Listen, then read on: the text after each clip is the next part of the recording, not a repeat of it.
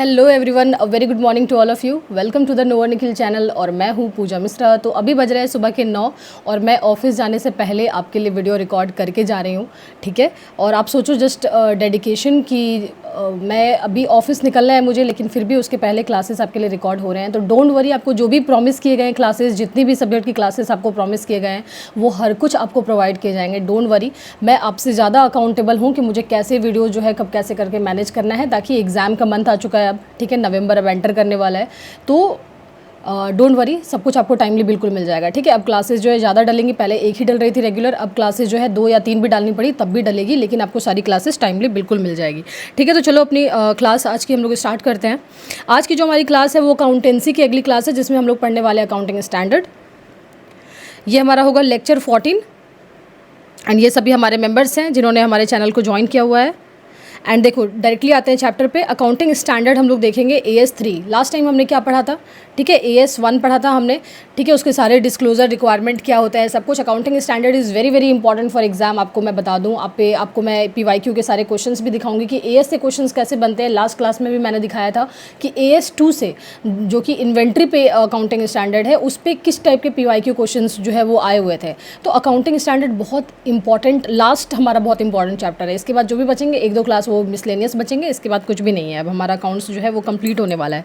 तो चलो लोग देखते हैं फटाफट अकाउंटिंग स्टैंडर्ड है क्या। डोंट वरी, मेरी स्पीड जो है, देखो मेरी स्पीड जो है वो यही रहने वाली है। मैं ज़्यादा जो है अपनी जो भी मेरी जो पेस है यही रखने वाली हूँ मैं। अगर आपको लगे कि स्पीड ज़्यादा हो रही है तो आप वहाँ से 0.5 0.75 अकॉर्डिंगली एडजस्ट कर लो, ठीक है। मुझे क्लासेज जो है जल्दी, आज तो कुछ ज़्यादा ही जल्दी में हूँ कि फिनिश भी करनी है, लेकिन और आपको PDF से भी समझ में आ जाएगा। मेरी क्लासेज चला लेना, PDF जो मतलब क्लासेज जो है वो 0.5 या 0.75 पे करके PDF ओपन कर लेना, आपको समझ में ईजिली आ जाएगा। नहीं समझ में आए तो मुझे कमेंट करके जरूर बताना कि मुझे क्लासेस समझ में नहीं आई, मैं अगले क्लासेस में फिर से उसको एक्स्ट्रा टाइम देके समझा दूंगी।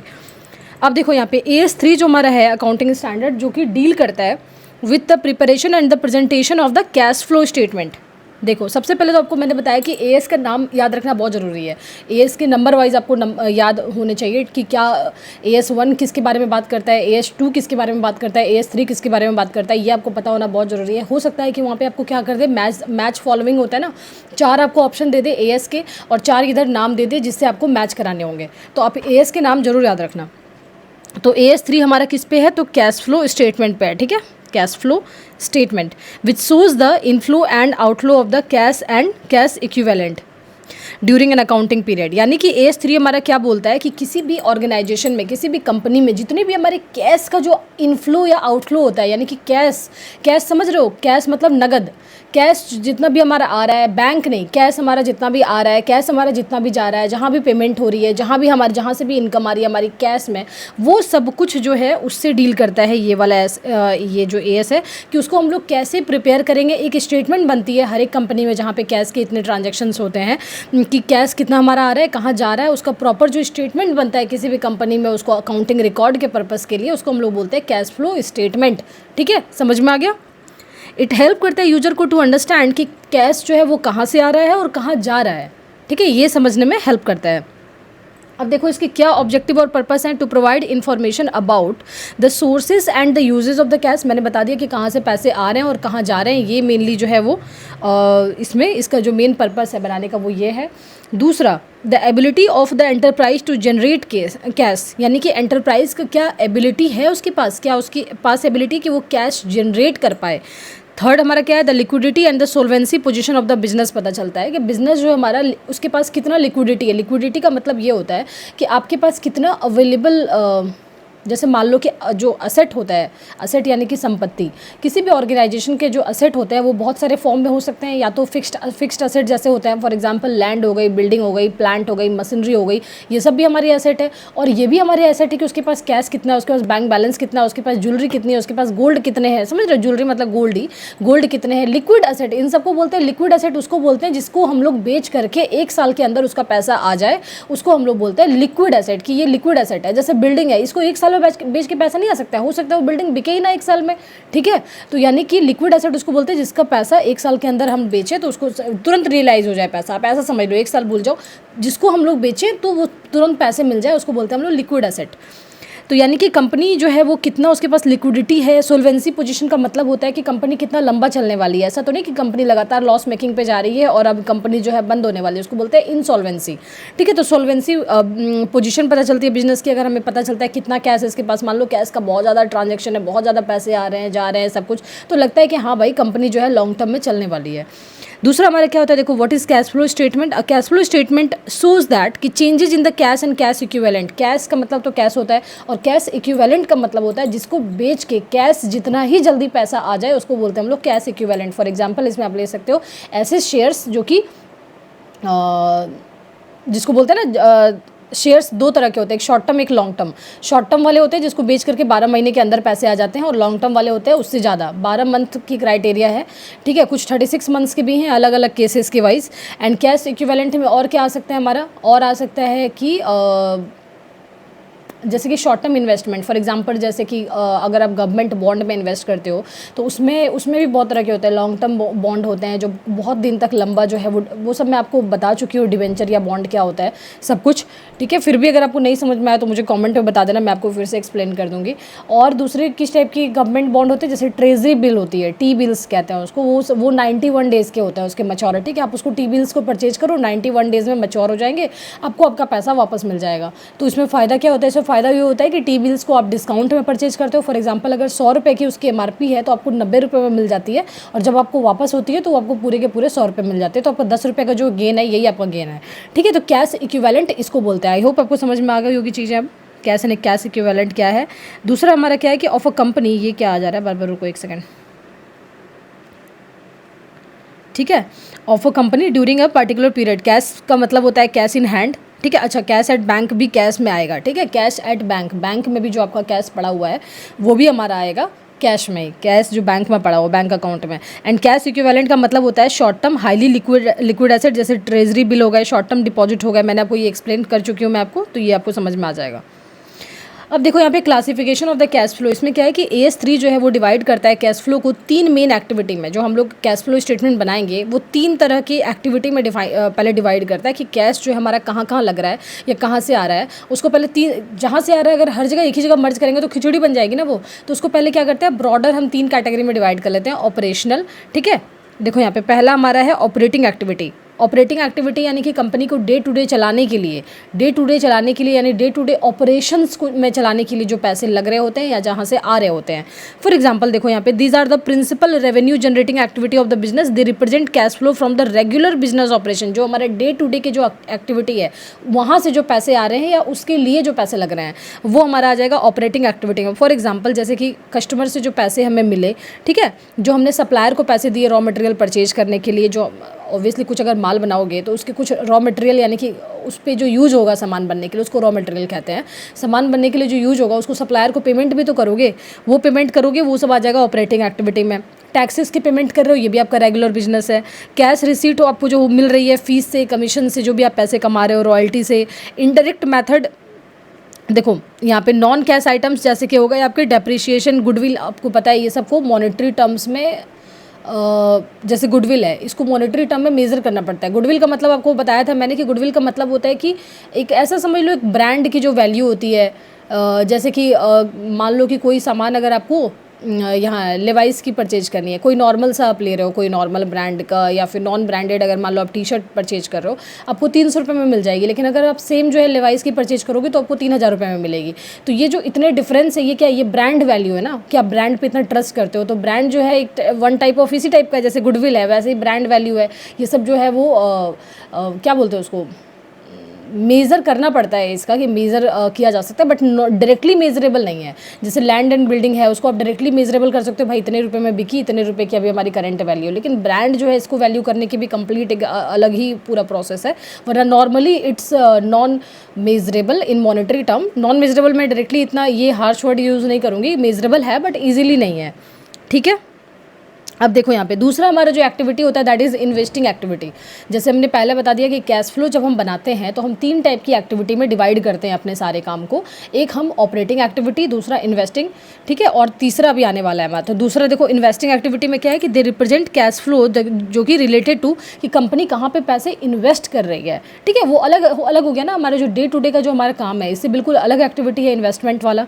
तो वो acquisition and disposal of the long term asset, देखो यहाँ पे लॉन्ग टर्म एसेट, जो अपना लॉन्ग टर्म एसेट या इन्वेस्टमेंट में कंपनी परचेज करती है उसमें जो हमारे पैसे जा रहे होते हैं और वहाँ से बेचने से जो पैसे आ रहे होते हैं वो हमारा इस कैटेगरी में आ जाएगा इन्वेस्टिंग एक्टिविटी में। फॉर एग्जांपल जैसे कि मान लो कोई फिक्स्ड एसेट बेचा, फिक्स्ड एसेट का मतलब होता है जहाँ ऐसे एसेट जो एक जगह पे फिक्स होती है।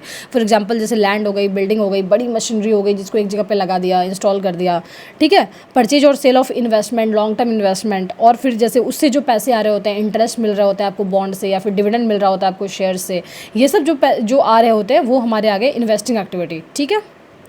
थर्ड हमारा देखो आ जाएगा यहाँ पे फाइनेंसिंग एक्टिविटी। फाइनेंसिंग एक्टिविटी क्या होता है? These are the cash flow that causes changes in the size and composition of the capital and the borrowing.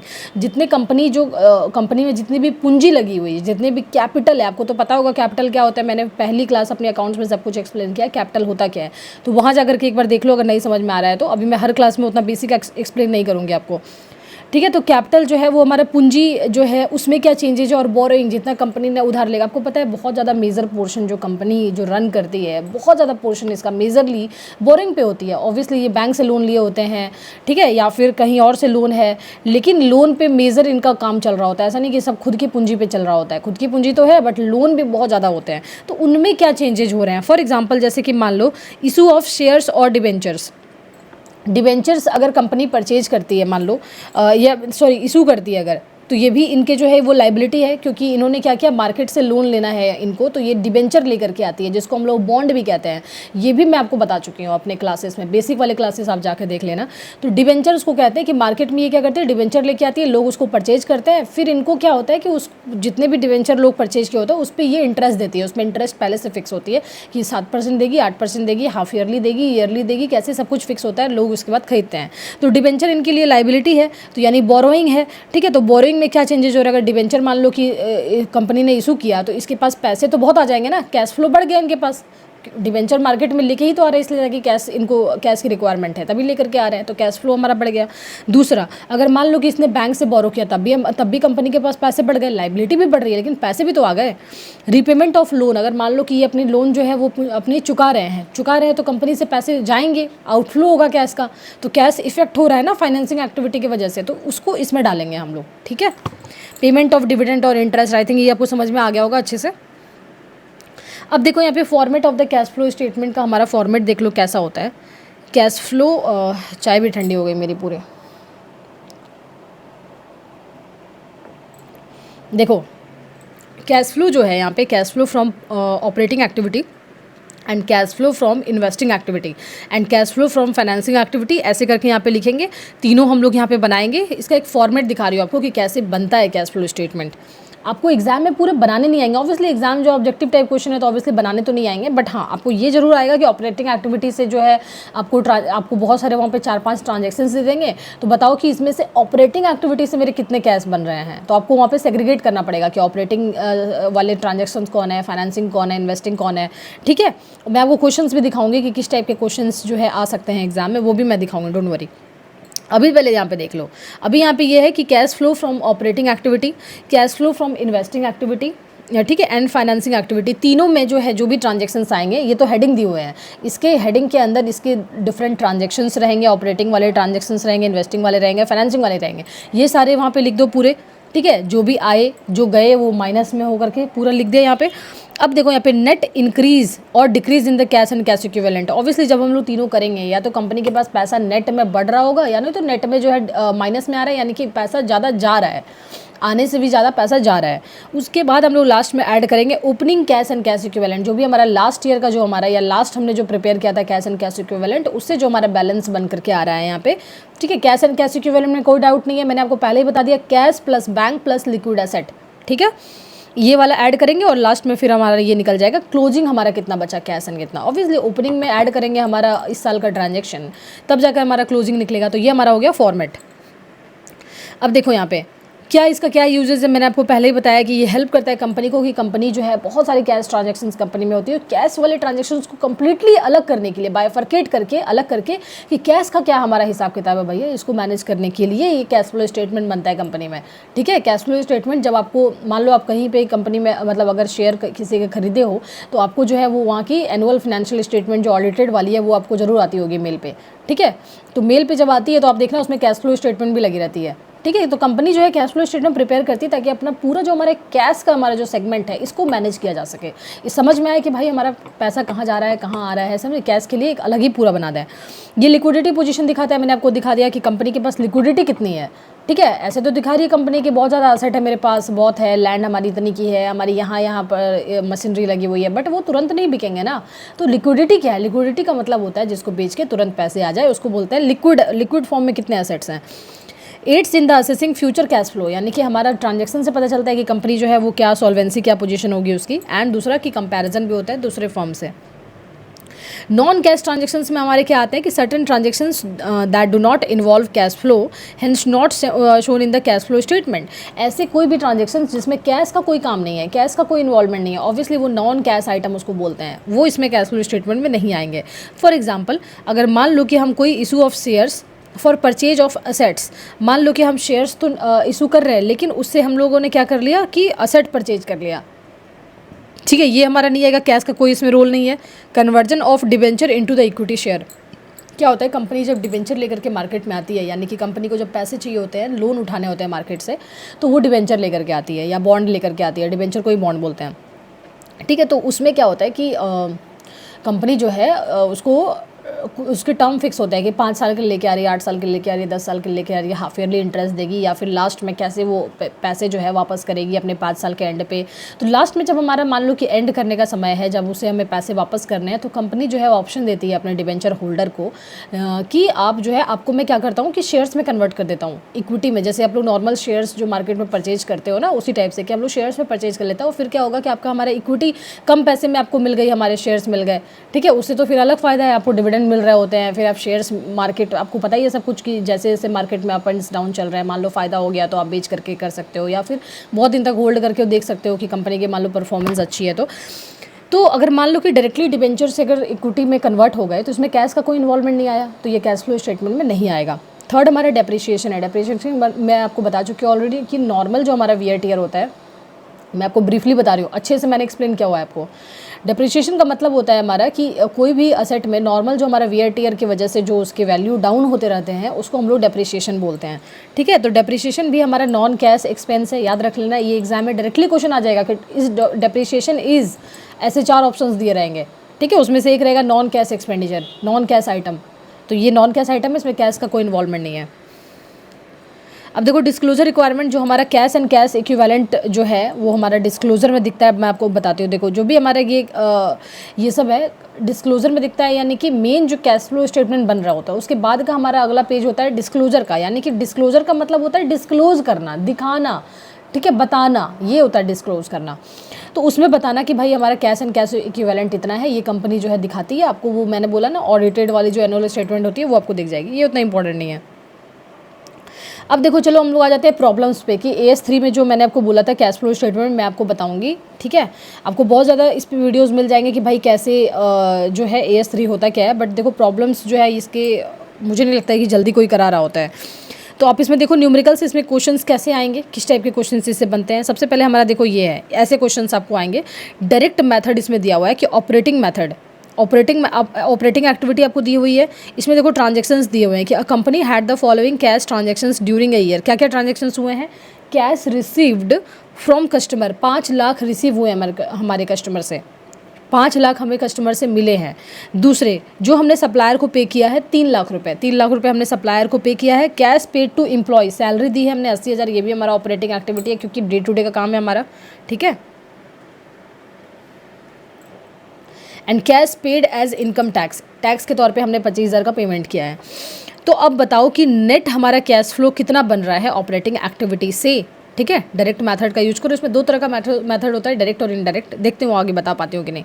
देखो यहाँ पे, क्योंकि उस वो रेलिवेंट नहीं है, इसी टाइप के क्वेश्चन आएंगे, बेसिक क्वेश्चन से आएंगे। आपको मैंने पहले ही बताया कि आपको सीए के एग्जाम नहीं दे रहे हो कि आपको पूरे क्वेश्चन बनाने हैं, ये करने हैं। बेसिक से सब चीज़ें हैं, लेकिन हाँ क्वेश्चन आते हैं अच्छे खासे।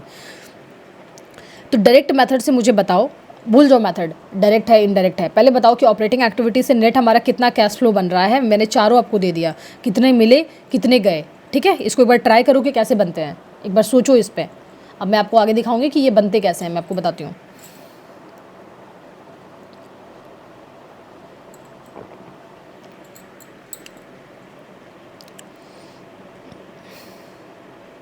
ठीक है, देखो इसके कैसे निकालोगे। अब ऐसे ही क्वेश्चंस एग्जाम में आएंगे। देखो ये क्वेश्चंस आपके रहेंगे, तो बताओ कि नेट कैश फ्लो हमारे कितने बन रहा है ऑपरेटिंग एक्टिविटी से। ठीक है, तो ऐसे न्यूमेरिकल बनेंगे वहाँ पे एग्जाम में, ऐसे ही क्वेश्चंस आएंगे। देखो net cash from operating activity क्या निकलेगा हमारा, कि कैश जो हमें मिला, ठीक है, जैसे कैश हमें मिला 5 लाख रुपए, ये तो ऐड होगा। कैश हमने जो सप्लायर को पे किया 3 लाख रुपए, ये माइनस हो जाएगा। कैश जो हमने एम्प्लॉय को पे किया सैलरी के तौर पे 80,000, ये माइनस हो जाएगा। एंड कैश जो हमने टैक्स के तौर पे पे किया 25,000, ये माइनस हो जाएगा। तो हमारा 95,000 का जो है इनफ्लो बन रहा है नेट में, यानी 95,000 कंपनी जो है प्रॉफिट में। अगर मान लो यही माइनस में होता है, यानी कि इतना हमारा आउटफ्लो है, तो ये वहाँ पे ऑप्शन के जो आंसर रहेंगे वहाँ पे ऑप्शन में वो ऐसे ही रहेंगे, 95,000 माइनस 95,000। ठीक है, ऐसे टाइप के रहेंगे। तो आपको इसमें टिक करना है, इनफ्लो प्लस में रहेगा, पॉजिटिव में फिगर होगा। समझ में आ गया। आगे न्यूमेरिकल देखते हैं हम लोग। और देखो अब देखो ये हमारा आगे इनडायरेक्ट मेथड, वो हमने देखा था डायरेक्ट मेथड कि डायरेक्टली हमने बना लिया। अब इसमें इनडायरेक्ट मेथड से हम लोग देखेंगे। देखो इसमें क्या दिया गया ट्रांजेक्शन की net profit for the year हमारा 1,20,000 का बन रहा है। यहाँ पे नेट प्रॉफिट जो कंपनी की है वो 1,20,000 है। ठीक है, अभी इसमें जो है प्रॉफिट बिफोर टैक्स है, यानी कि इसमें से टैक्स अभी माइनस नहीं हुए हैं, यानी एंड आफ्टर एडजस्टिंग एक्स्ट्राऑर्डिनरी, इसको भूल जाओ आप, बस इतना देख लो, टैक्स की पेमेंट अभी नहीं हुई है, इतना हमारा प्रॉफिट बन रहा है। डेप्रिसिएशन कितना चार्ज किया, 20,000, जो कि नॉन कैश एक्सपेंडिचर होता है। लॉस जो हमारा हुआ, किसी मशीनरी को बेचा जब हमने, तो 5,000 का हमारा लॉस हुआ, ये भी नॉन कैश है, क्योंकि हमने मशीनरी को बेचा। मान लो कि मशीनरी थी हमारी 80,000 रुपये की, उसको हमने मार्केट में बेचा 75,000 में, हमारा 5,000 का लॉस हो गया, लेकिन हमारा कैश में कुछ लॉस नहीं हुआ है। वो तो अपने वैल्यू करके रखा था ना, कि हमारी जो है वो 80,000 की मशीनरी थी, जिसको हमने 75,000 में बेचा, तो आपके पास 75,000 का रियलाइजेशन हुआ, कैश आपके पास 75,000 आ गया, लेकिन जो 5,000 का लॉस हुआ ये आपका नॉन कैश है, नॉन कैश एक्सपेंडिचर है। ठीक है। Increase in trade receivable, trade receivable का मतलब होता है, आपको पहले मैं बता चुकी हूँ, डेटर, मेनली डेटर होते हैं। डेटर क्या होते हैं, जिससे हमें पैसे मिलने वाले हैं, उसको हम लोग बोलते हैं ट्रेड रिसीवेबल। 15,000 जो है मिलने वाले हैं। इंक्रीज इन इन्वेंट्री, हमारा स्टॉक बढ़ गया 10,000 से। ठीक है, 10,000 का हमारा स्टॉक जो है वो इंक्रीज़ हो गया। ठीक है, यानी कि माल नहीं बिका इस साल, जो भी हुआ 10,000 से हमारा बढ़ गया। ट्रेड पेएबल इंक्रीज हो गया 8,000, यानी कि क्रेडिटर, यानी जिसको पैसे हमें देने हैं 8,000 रुपये, वो बढ़ गया। अब बताओ कि नेट कैश हमारा क्या होगा from operating activity, indirect method का इस्तेमाल करना। ठीक है, अच्छे खासे मैंने स्टैंडर्ड वाले क्वेश्चन लिए हुए हैं यहाँ पे, ये भी नहीं है कि एकदम नॉर्मल इजी से क्वेश्चंस करवा रही हूँ। ठीक है, तो आप यहाँ पे देख लो ये। अब देखो इसको एक बार इस पर सोचना जरूर, फिर मैं अभी बता दे रही हूँ, क्योंकि मुझे बस अभी निकलना है ऑफिस के लिए तुरंत, तो मैं इसके आंसर्स बता दे रही हूँ, बट आप इस पर सोचना और खुद से बनाने की एक बार ट्राई करना। देखो यहाँ पे सॉल्यूशंस दिए हुए हैं कि नेट प्रॉफिट जो हमारा है वो 1,20,000 का है, वो मैंने पहले लिया। अब इसमें हम लोग ऐड बैक करेंगे, पहले हम लोग प्रॉफिट को लेंगे। इनडायरेक्ट मेथड में क्या करते हैं, डायरेक्ट मेथड में हम लोग डायरेक्टली निकाल जाते हैं कि पैसे कितने आ रहे हैं, उसमें से माइनस कर दिए कितने जा रहे हैं। लेकिन इनडायरेक्ट वाले में क्या होता है, पहले हम लोग नेट प्रॉफिट को पकड़ते हैं, उसमें हम लोग ऐड करते जाते हैं, माइनस करते जाते हैं। तो नेट प्रॉफिट को हमने ले लिया 1,20,000। अब इसमें हम लोग डेप्रिसिएशन, नॉन कैश वाला जो हमारा आइटम है ना, नॉन कैश वाला आइटम है, जिसमें हमारा पैसा गया नहीं और ना आया, कुछ भी नहीं हुआ, वो हम लोग ऐड करेंगे उस प्रॉफिट में।